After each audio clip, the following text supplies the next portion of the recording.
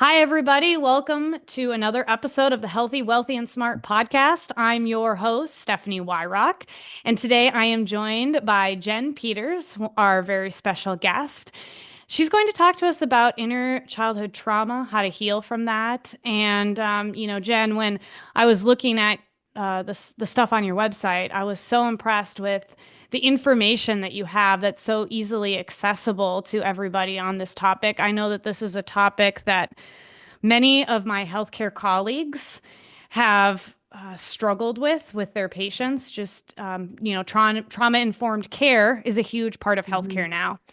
So why hmm don't you tell us a little bit about yourself and kind of what brought you into this realm of childhood trauma and how you got to where you are today? Wow, thank you so much, Stephanie. And just firstly, thanks for the invitation to be here. I'm so excited to be speaking with you today. I love your podcast and your interviews, and I love what you're doing. So thank you. So, my background, I, like a lot of people, have had a lot of trauma through childhood. Although through childhood, I didn't understand that it was trauma. It wasn't until later on, in fact, much later on, that I realized that I had experienced the trauma.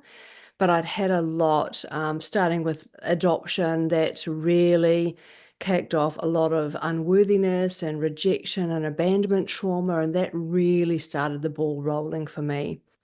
Um, my family, I had a very angry father that contributed a lot as well. And by my teen years, there was a lot of very deep trauma that occurred during those years as well. And by the time I got into my 20s, I was severely codependent and, one very toxic relationship after another. Ended up getting married to somebody who's very narcissistic, which is usually the pairing with the codependency and the narcissism. And that marriage was very tumultuous, as you could probably imagine, and anyone who's been in that dynamic will be able to relate. I will say that after 14 years, it really felt like I was broken into a million pieces. There was a lot of infidelity and there was some domestic violence. It was really not a good environment. So by the time it ended, I was, as I said, left my head was spinning. I didn't know what way was up, what way was down. I now recognize that I was severely dissociated. That's why I was feeling like that, but I didn't have that information at the time. I will say, though, that is what kicked off my healing journey. And I started seeing a healer and very quickly started to feel an emotional freedom that I didn't even know existed before that time. Like I didn't even know it was a thing to feel like this. And that really inspired. It was more than that. I became extremely devoted to my path, and it was really feeling like that caused that. And so, after many years of healing with my healer, I, of course, started training and learning and trying to absorb every single piece of information I could get my hands on so that I could begin doing this work as well. Because the desire to help others feel this contrast, I just thought people need to know that it's possible to feel like this. And so that's really what kicked off my journey into where I am right now. And to take care of other people, you have to be able to take care of yourself. And I think in healthcare, we as I'm a physical therapist, we struggle with that sometimes because we always are trying to put the client or the patient first. Tell us a little bit more about what a healer is and what that training entails. So, a healer. You've probably seen this before. Actually, all of us are capable of healing. Actually, it's just that I guess these are processes and techniques and wisdom that aren't really passed down anymore the way that they probably once were, or in some are still being passed down in some cultures. But we're all capable of healing. It's really just actually knowing how is the thing. So, in terms of training, there are many different There are many different schools now, many more than there were when I just, well, I didn't decide, I just knew I had to do this. This was my mission. And really seeing my healer was what awakened that within me. So for me personally, I trained under my master healer for 5 years. I was also devouring every piece of information I could get my hands on. I also went to a school, oh, sorry, I didn't physically attend, but it was a live classes for 2 years run by a school in the States, teaching the foundations. There are a lot more opportunities now, and a lot more certifications and so on now. There weren't at that particular time. But I think, to be honest, what a lot of people are finding is that the certifications, they are definitely very valuable. They definitely are very valuable, but there's certain things where it can't actually be certified. So I know some of the stuff that I do right now, there isn't a certification for it. So a lot of it is around actually trusting yourself and working with somebody who you have a great deal of respect for, somebody who has done the work themselves. So there's lots of different avenues to get in, and there's so much information online now about how to deepen your experience. I will just say, and I'm sorry, I know that I've just said quite a bit there, but I will say I believe the best teacher was actually in healing myself and going through my own healing, because that way you learn the nuances and the depth that cannot be learned any other way. Yeah, I mean, you really develop a lot of empathy for what a person is experiencing. And as a pelvic health physical therapist, I feel like I became a better pelvic health physical therapist, and I was better able to treat pregnant and postpartum women after I had my children. So, I mean, there is definitely something to say about the experience Yeah. and the experience that comes with going through that, developing that empathy. So let's talk a little bit about the inner childhood work that is kind of the centerpiece of what you do. Can Yeah. you explain what that is and why it is something that's essential for emotional healing? I think in our culture today, especially here in the United States, a lot of people talk about the traumas that they've had and how that's affected them and how they don't want that to affect how they parent their children, or they don't want to Yeah. pass it down. So maybe comment a little bit on that. So, firstly, I think it's a great question. So, thank you for asking that. So, firstly, inner child healing really, I don't believe, and I've done about 12,000 hours of actual in clinic healing work, inner child work. So I've done a lot of this, and I don't think anybody gets out of childhood without some kind of programming or, emotional trauma. And not because they've had terrible parents or that they've done anything bad, but it's just, life, I think, can leave more marks than we perhaps might first think.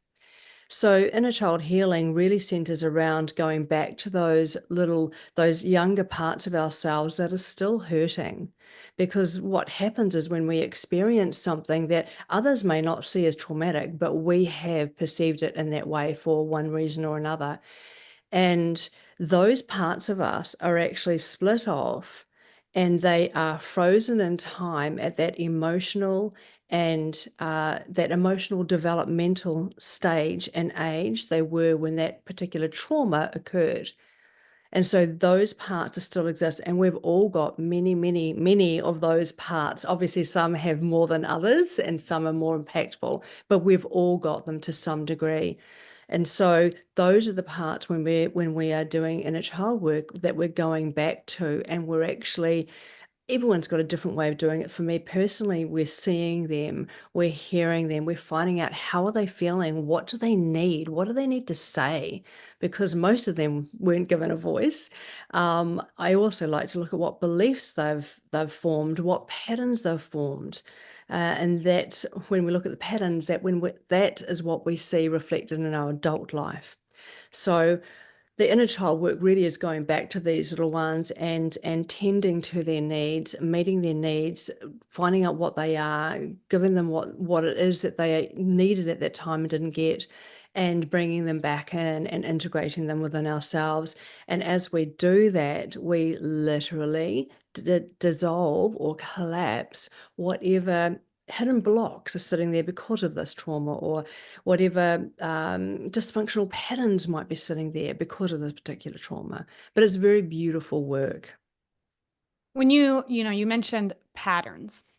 What are the common patterns that you see in your profession, and how do those manifest into adulthood? Oh, there's a lot. How much time do you have? Honestly, I believe that we have multiple inner children. There are multiple themes of trauma we have, such as abandonment or low self-worth or not feeling good enough.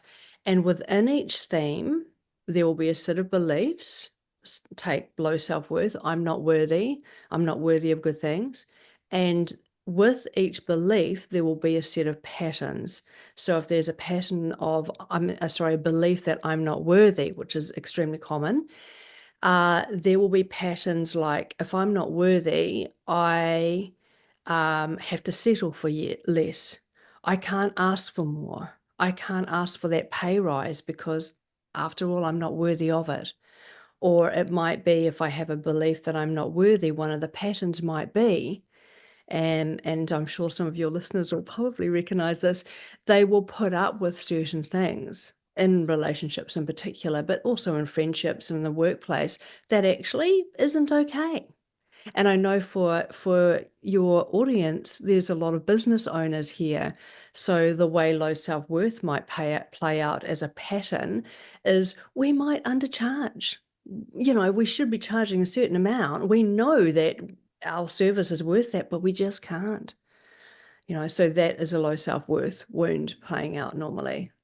But there That's are inter many. That's interesting that you say that, because I do think that that's, especially here in the United States, where we have an insurance-based model that's not subsidized by the government. We're not, especially as physical therapists, we do not get paid very much. And so to make up Mm, for that, we see multiple patients at one time.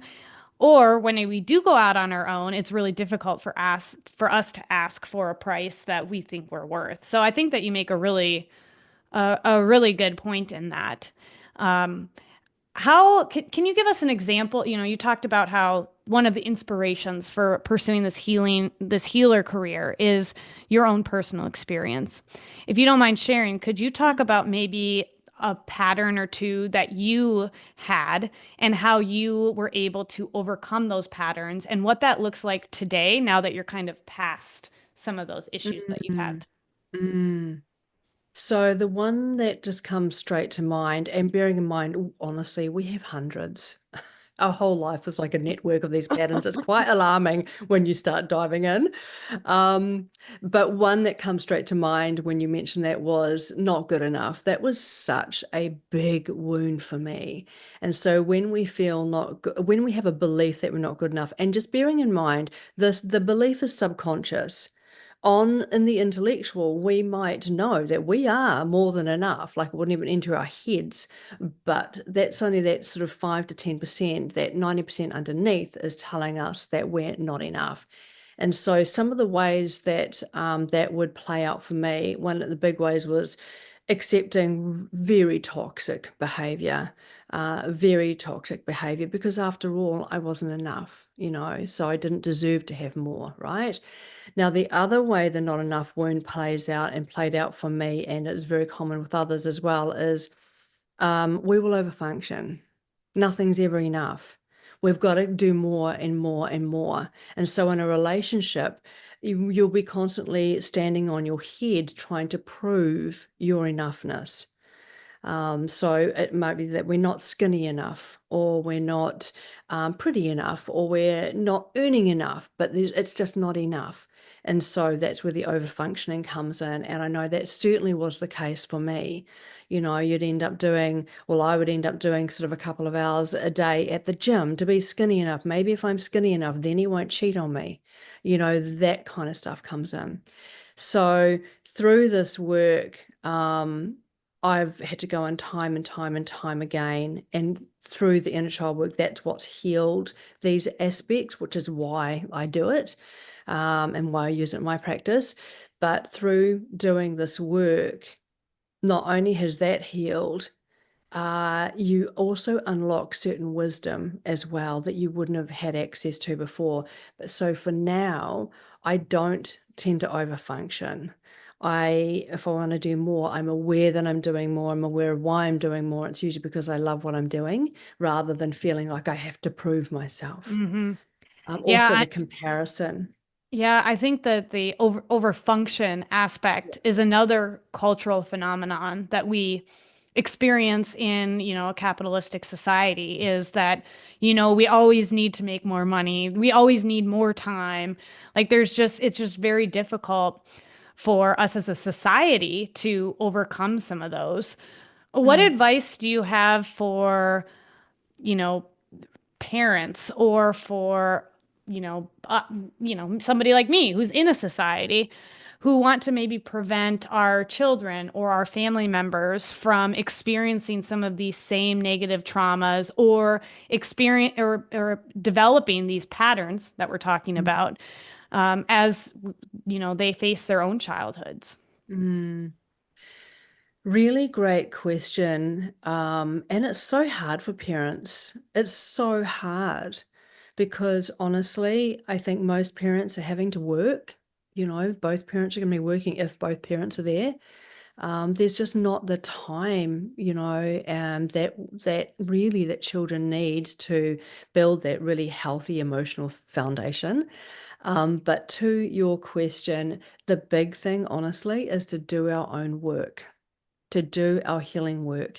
And it's not to say that we're flawed or there's something broken about us or any shame in it.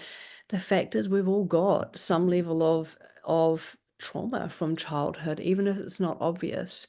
And it does play out. And so if we can heal our own trauma, then our children are going to have a lot better chance of not developing. Otherwise, the truth is we do actually operate and we certainly parent through our wounds. It's even if we are trying really hard not to do the same as our parents, and we might not do the same, we're probably going to do the polar opposite. And if that is our attitude, and the issue is though, it's still coming from that particular wound. So if we can do our own healing work and accept that it's probably going to be a few years of doing a little bit here and a little bit there, and then a little bit at a time, it'll make such a massive difference to our children.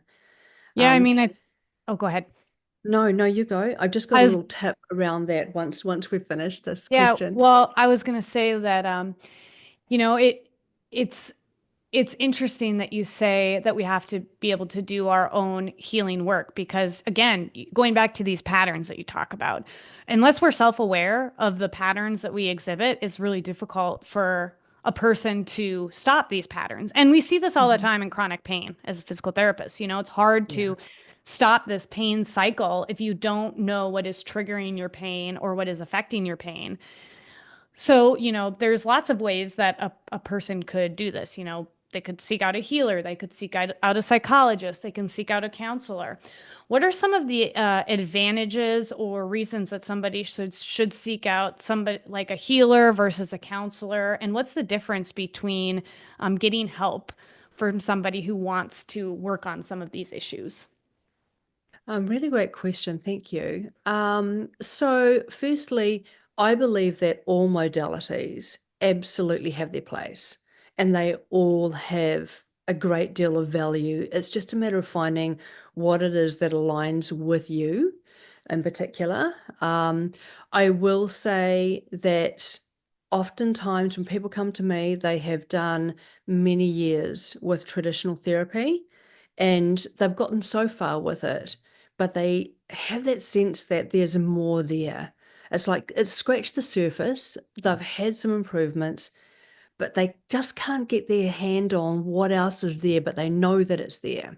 And that's where, I mean, work like what I do makes quite a big difference. Now, what I was going to say is my modality is something I've developed over the years, so it is quite unique. So you could go to this healer and get this result, and you can go to that healer and get another result, and so on. So that is one of the, I guess, one of the, I wouldn't say issues, but one of the differences between healing and, more traditional approaches. Now, major difference between counseling and what I do is that really counseling is, again, very valuable. It depends what the issues are, but it is a talk therapy. So talk therapy is only going to address that 5 to 10% of whatever's going on.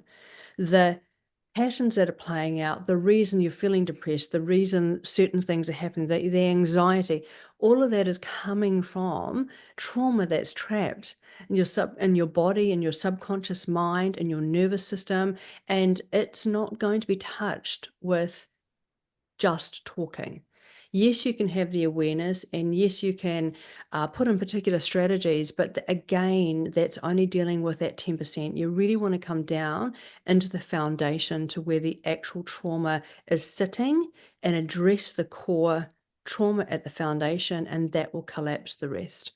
Tell us a little bit about the treatment modality that you use to help your clients really come to this depth of understanding of what is going on in their life so that they can improve some of these issues.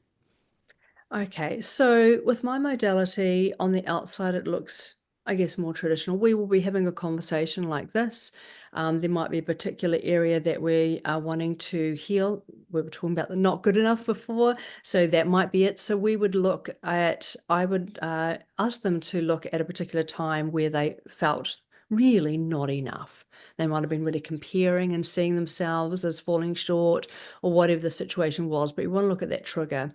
And that allows us to go in almost like a little portal to, there's a series of questions that I ask, and it's conversation like this. It's not hypnotherapy. We're not, they're not in a trance or anything like that. It really is a conversation.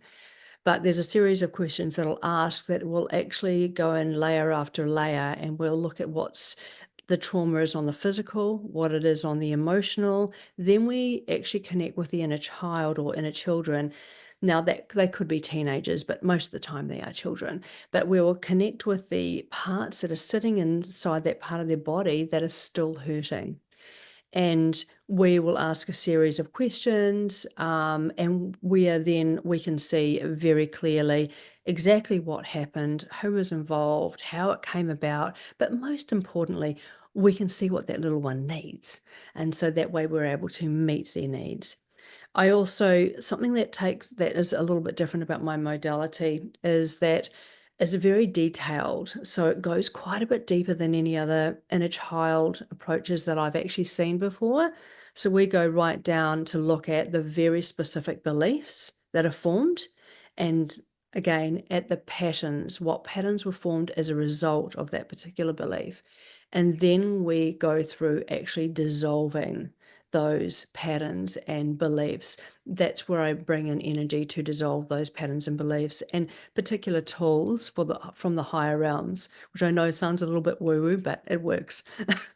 Well, spiritual healing is just as important as physical healing, mental healing. I mean, it all goes hand in hand. I think that Yeah. if there's one thing I've learned as a physical therapist is that you have to account for the whole person and what they're Mm, experiencing in all aspects of their body, not just their physical body, but their mental yeah. body, their spiritual body, because a lot of all of that has to do with you know, how they behave. It has to do with how they feel mentally and physically, and it has to do with how they interact with the world. So, Yeah. I appreciate you recognizing that that is something that we have to connect with.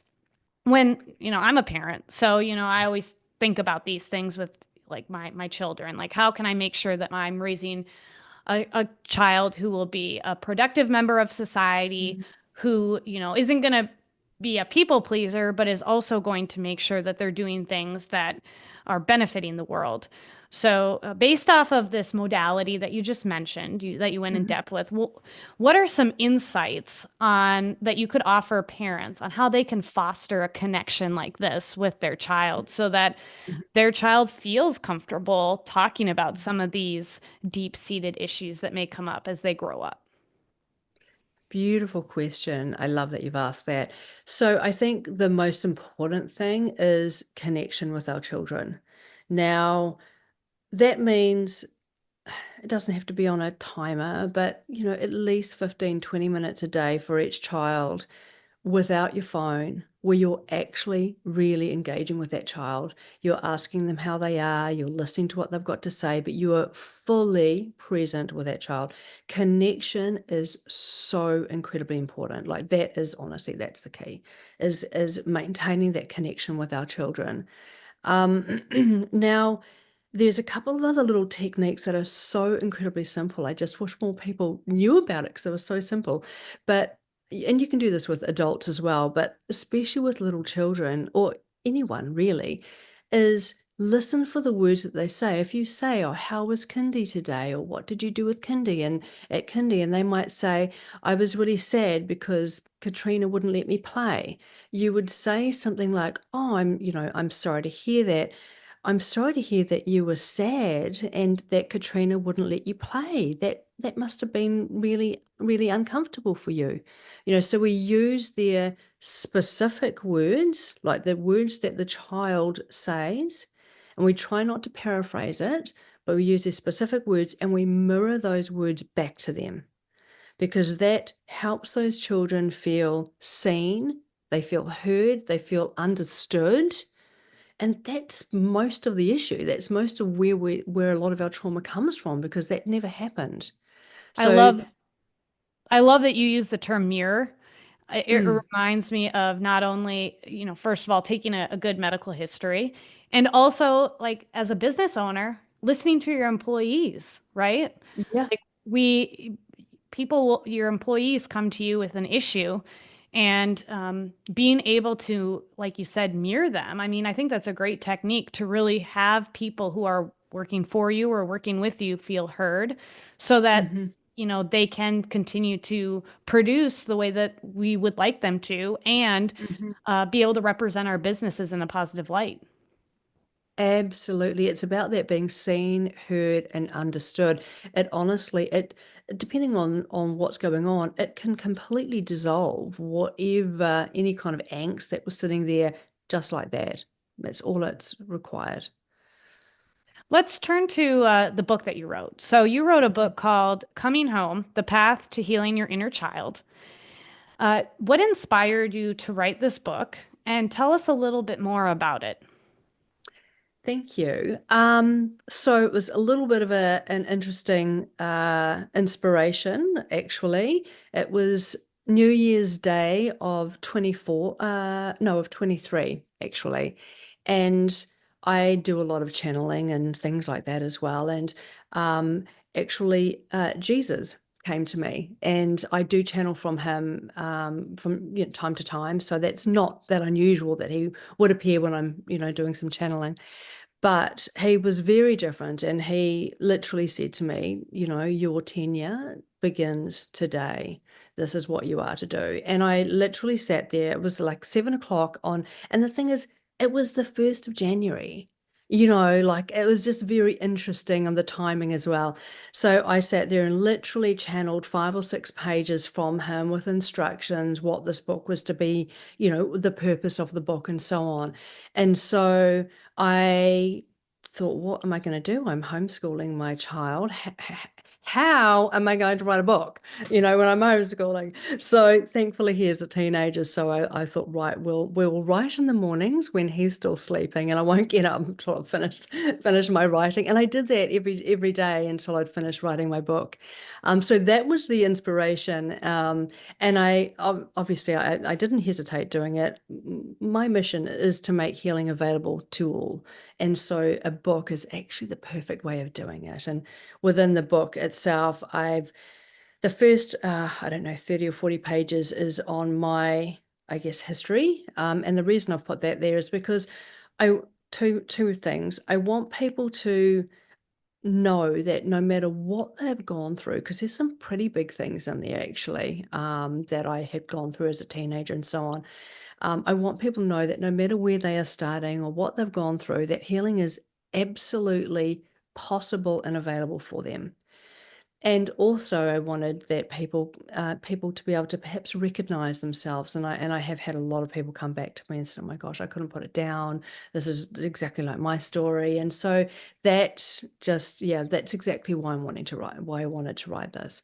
So the rest of the book, though, is all processes, and so that you can pick up coming home and look up low self-worth or abandonment or rejection or unloved or whatever it is that you're dealing with at that time, and you've actually got a step-by-step process for how to connect with those parts of yourself and to begin healing those particular traumas. Plus there's a whole lot of information in there for parents. I just found as I was writing, I think, oh, I want to put that in, to mums and dads, because there are certain things that if we did these things, or if we recognize the signs, like I've put lists of the signs of low self-worth, for example, but I've also put the signs in children, so that, you've got a 3 or 4 year old running around, you can go, that's looking a lot like this. And so you can start dealing with it now so it doesn't become a bigger issue later on. Yeah, I think that the fact that you've made that so accessible to people and helps empower them to work on their Mhm. journey. Is this a journey that ever ends? Or is the healing journey always ongoing? Can you ever be 100% healed and reach, I don't know, nirvana when it comes to a healing journey? How, like, what does a successful journey in healing look like? That's a great question.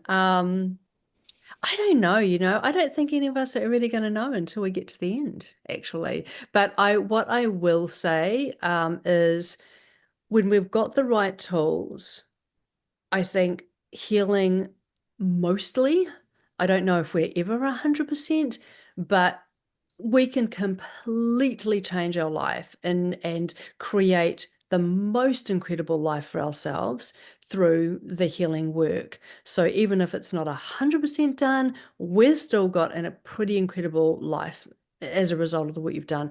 So it does take a long time though, but it's not just the time. You've got to have the right tools. There's so many in my community that have been healing for 20 odd years. And a lot of my clients have been seeing therapists weekly for 10 years. And it's like, what have you been? I don't say this, but I think, what have you been doing? Like we should be moving forward, definitely more obviously than and quickly than that amount of time. So I think if you've got the right tools, you've got the guidance, whether it is through something like a book or whether it's through following a particular page or working with somebody. If you've got that guidance and the tools and you just keep committed, you will definitely really change your life.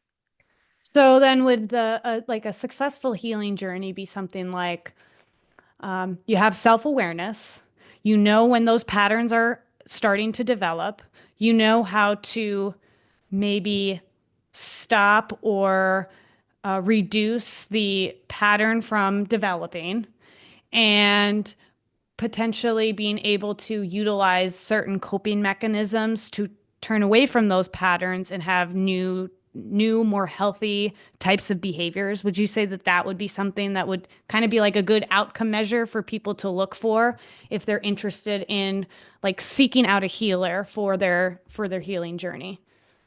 So I think those measures are great. They're probably really great measures for a more traditional approach. My Okay. philosophy is we just go into the core wound and dissolve it. If once we dissolve it, the patterns are gone. They're not there anymore. The Okay, so trigger's it's an gone. absence of the Correct. pattern. Correct. So And also the trigger. No more that. Okay. needing to do something. The trigger is not there anymore. That's a really good barometer of actually how far through Okay. my healing journey am I. So a good outcome measure that people who are interested in seeking out a healer then would be, okay, I'm not triggered by whatever triggered me before, and I'm Yeah, not demonstrating those unhealthy patterns that yeah. I displayed prior to seeking out the help of a healer. Would you say that that's Absolutely. And also, though, there is actually a whole lot more happens. You're not feeling that angst inside. And the thing is, we don't know that angst is there until it's not there. And then it's like, oh my gosh, you absolutely notice the absence of it. So you're feeling literally a lot lighter, a lot clearer. Your The other thing that starts to happen too, your whole frequency shifts and up levels. Now, this will happen with any type of therapy. Actually, it's just that it's not a focus. But as your frequency starts to shift and rise, so do the situations, the people, the opportunities that start coming into your sphere because it's highly magnetic. We bring in certain right? certain people, things, experiences according to what's sitting in our field. So when we up level our field and our field is more clear, then so is whatever's coming into us. So our life literally, it improves infinitely. It's easier. The things that you're wanting to experience come to you with a lot more ease. You'll find that honestly, the quality of relationships, friendships, workmates, everything becomes easier. What specific insights or tools would you suggest for healthcare providers to help them support their patients who are maybe dealing with some childhood trauma? Because obviously, that's a big part of healthcare, I think, and trying to get people to be more proactive about their health. So, what types of insights or tools would you suggest for, somebody like me? Thank you. So I think some of the big insights are that to recognize that inner child trauma, emotional trauma, trauma full stop has a massive impact. And it starts off at an energetic level. So you can't actually see it, but of course the patient can feel it. But over time, it does start to actually manifest as often as something physical in the body. That's usually decades. But by the time they're coming to see you with an issue, oftentimes, especially if there's no obvious reason why it's there, it's probably going to be energetic. That's why, because there's some trauma sitting in the body somewhere that has not been addressed. So, in terms of your question, some insights would be probably actually asking. One of the things I do when somebody comes to me, I don't work on bodies so often, but occasionally I do. I will ask, we will connect with that part of the body, might be their ankle, and I will ask them, what words are sitting in there? How does it feel? It's painful. It feels burning. It feels these certain things. What words are sitting in there? Anger, resentment, like there's going to be emotion sitting in those parts of the body as well. So we can kind of connect that way too. There will be obviously traditional ways to deal with that, but I think understanding that there are probably some emotional trauma sitting in those parts as well is really helpful. And I think the one last thing I want to say that about that is I think we all tend to grossly underestimate how much is sitting there. We think, "Oh, nothing bad happened to me in childhood. I had a great upbringing." But when you really peel it back, and you might have had a great upbringing, great parents, but there's gonna be some stuff there and it's now manifesting into the physical. So I think just opening our mind to the possibility that, hang on, there might be another element here that we need to consider. Yeah, I mean, I think that's a great point because there are a lot of times where people go to a doctor, they get imaging, they get tests, and the tests and the imaging don't show anything. And so then Mm, the doctor's like, well, I don't know what's wrong with you. You know, I don't know how to help you. And I think that, I mean, we see this a lot as physical therapists. We do see people who are dealing with various traumas or various types of environmental factors, and it does manifest into pain. And it doesn't mm, mean that their pain's not real. I mean, it definitely mm. means their pain is real, but there is some type of connection that requires interdisciplinary work to really make Mm-hmm. sure that we're healing the whole person versus Mm-hmm. just, oh, well, physical therapy is going to be the only thing that helps you, or surgery is Mm-hmm. going to be the only thing that helps you. So I Mm, do think that that's very wise for healthcare providers to really keep in mind. How do you yeah. envision the future of this practice of inner childhood healing and its integration into mainstream healthcare practices? Oh, that would just be so amazing. I just think how powerful, how potent would that be to be able to blend all of the disciplines together? Like, I just think that would be incredible. So I can absolutely see that happening. I think even now more and more people are starting to consider, bringing in more holistic approaches. I have to say, my old doctor thought it was nothing more than hocus pocus, but but that's okay. She can think that. But I can absolutely see that being very, very potent. I would love to see this in terms of mainstream, actually teaching our kids more about this kind of thing, teaching our kids perhaps how to meditate or how to listen to themselves. What are your Mhm. needs right now? If that child is mean to them, just asking, how do you think that child feels about themselves right now?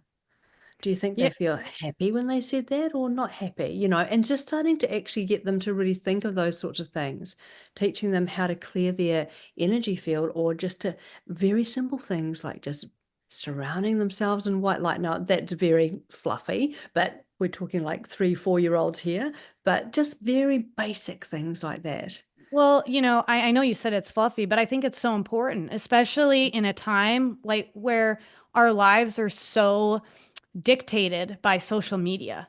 And Yeah. so many people, instead of sitting by themselves and thinking about how they feel, scroll through Instagram or scroll Yeah. through Facebook. They don't want to deal with the feelings that they have, or Mhm. it's too boring. And so Mhm.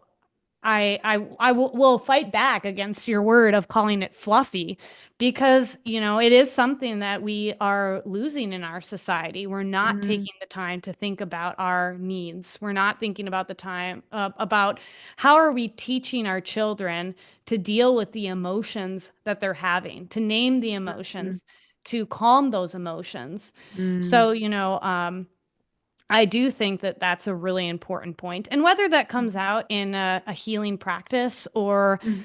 like you said earlier on, in therapy or even in just interacting with another human being, I think Mhm. that's a really important point that you bring up. And I definitely Mhm. don't want to downplay that because it is very important. Thank you. Yeah, thank you. Um, I do think it is really important as well, and I just cannot even imagine how different we would all be if, we were taught these things as children. I look at teenagers now, only because I have a teenager, and I am horrified at how harsh kids are these days towards each other. And I personally believe a lot of it's to do with really, we're not really raising our children so much anymore. They're being raised in different in like state care in some ways, like in schools or in kindergarten or daycare. And the thing is, we have to do this because we have to work. So it's a very difficult position for a parent to be in.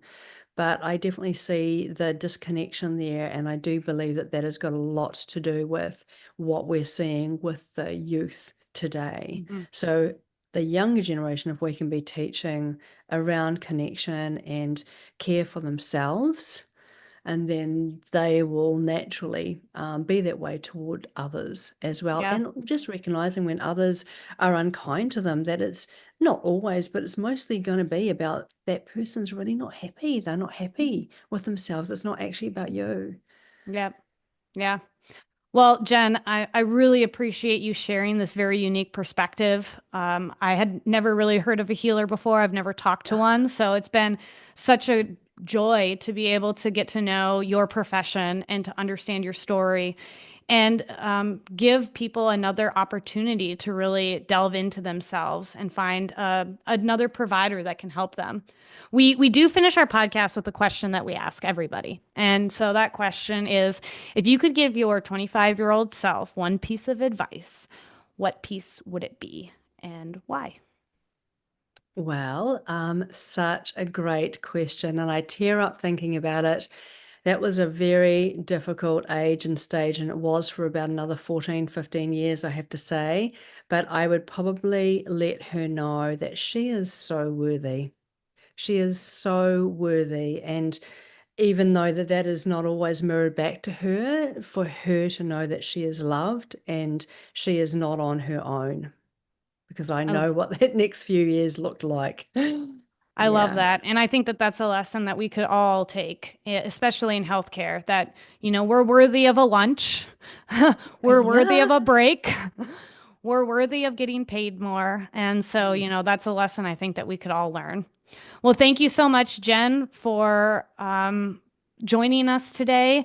I'm so happy that we got to chat. And for those of you who are listening, please stay healthy, wealthy, and smart. Have a great day, everyone.